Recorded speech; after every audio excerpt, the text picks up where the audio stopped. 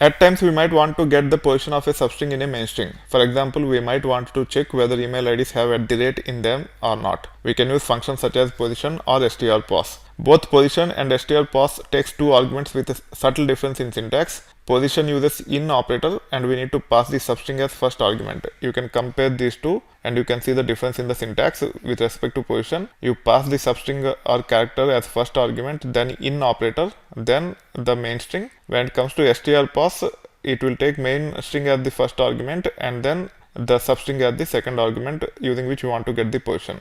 If the substring is repeated more than once in the main string, then it will only return the position of first occurrence. We will see an example in a moment so that you understand what that statement means. Let me load the SQL magic and also let me create this database underscore URL environment variable so that our Jupyter Hub environment can connect to database and run queries whenever we execute queries using SQL magic. Now you can actually run this and you can see that the position is 3 for this because at the rate is in the third position. However, this string doesn't have at the rate, that's why you can see that it have returned 0. Same is the case with strpos, just with some syntax difference. The first argument is the main string and the second argument is the substring and they are separated using comma. It have returned the same results here. Now, if you run this against a named query called as email IDs, where we have 10 different email IDs, I am sorting the data by the position, then by email IDs, so that the email IDs which doesn't have at the rate comes at the top, which will simplify our validation, and multiple email IDs have at the rate at the same position. When there is conflict, I just want to sort the data in ascending order by email IDs. That's why I'm saying 2, 1 here. This is special way of sorting the data. Instead of giving the names of the columns, we can also give the position of the columns in the cell clause to sort the data using positional notation. Now we can run this and you can see that this email ID doesn't have at the rate. That's why the position or strpos is 0. For rest, it have given the position of at the rate. Now if you want to get only those email IDs which doesn't have at the rate in them, then you can even use this position or strpos as part of your where condition like this, and then you should be able to validate. Now you see we got only one email ID which doesn't have at the rate in it. Now using unique IDs where we have multiple hyphens, let's try to get the position of hyphen.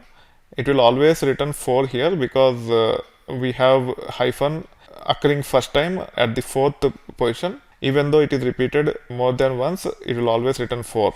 So if you have the same substring repeated more than once, it will just return the position of the first occurrence, not the second occurrence. This is how you should be able to see the result.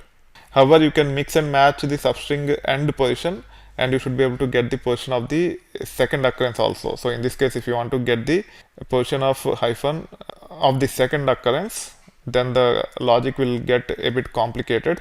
You just have to say position of hyphen in substring or split underscore part. No, it is actually substring. We should be using substring. So starting from 5th character, we want to get the rest of the stuff. So I can say unique ID from 5 and then you should be able to run this as position 1. You can see here. However, it is actually returning the position from here, which is nothing but third. But I want to get the occurrence of the second hyphen starting from the beginning. In that case, what you are supposed to do is you have to pick this and then add to this. Now you will get the second occurrence. So you can say second and you should be able to see the results. So this is how you can actually mix and match position, substring and other functions to get the desired results you are looking for. So this is how you can leverage the position or strpos to validate whether a particular substring is part of the main string or not by specifying these functions as part of the where clause. Many times we also might want to get the position as part of the select clause. So you can use the position or substr to get the information you are looking for as part of the select clause as well.